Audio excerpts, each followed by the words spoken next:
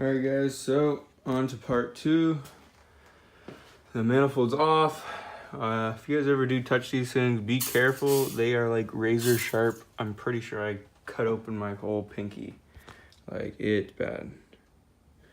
I know a little bit, so I ain't complaining. I'm just saying, just be careful around it. Let me move that. Oh, fuck. So, yeah. The intercooler is all mounted up.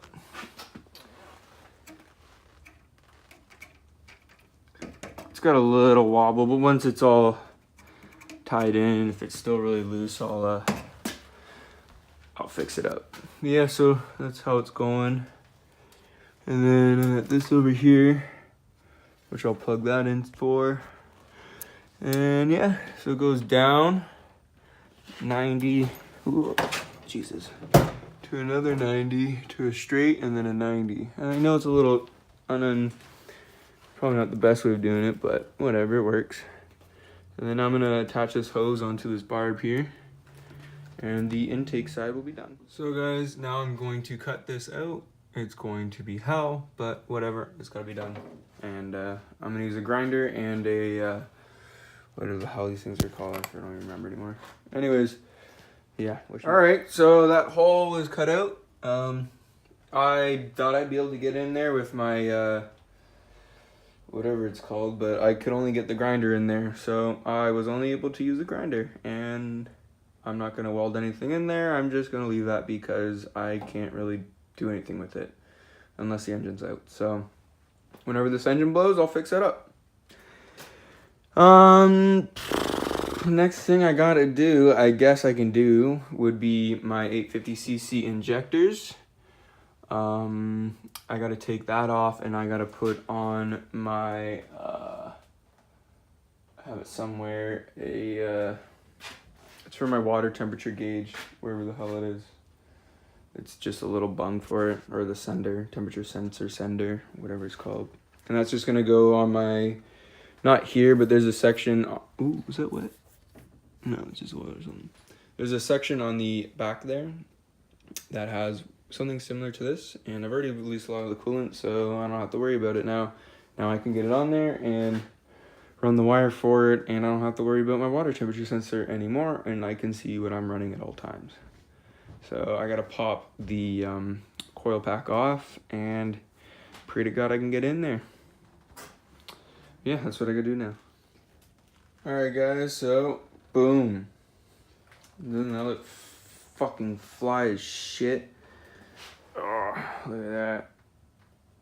I don't have it all like properly connected, but because I gotta take it apart in a couple seconds anyways, because I'm not done with all this shit. And this turbo needs to be clock still, and I need to get hardcore heavy duty ass, crazy ass C-clamp stuff for it so I can take it off.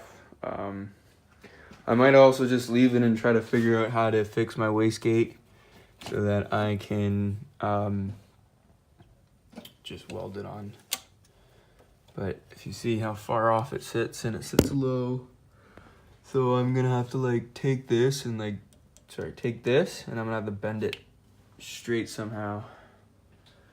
It's gonna be fun. Let's see if I can do it. So guys, yeah, I got a bit of the gold stuff there just to keep some heat out.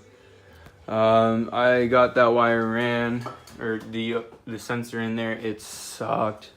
Huge pain in the ass to do. Yeah, I'm pretty much gonna leave it at that. Things left to do. I had to order a new O-ring for this guy right here. The coolant mixing manifold, I guess they call it. And yeah, I have to cut my coolant lines so that I can attach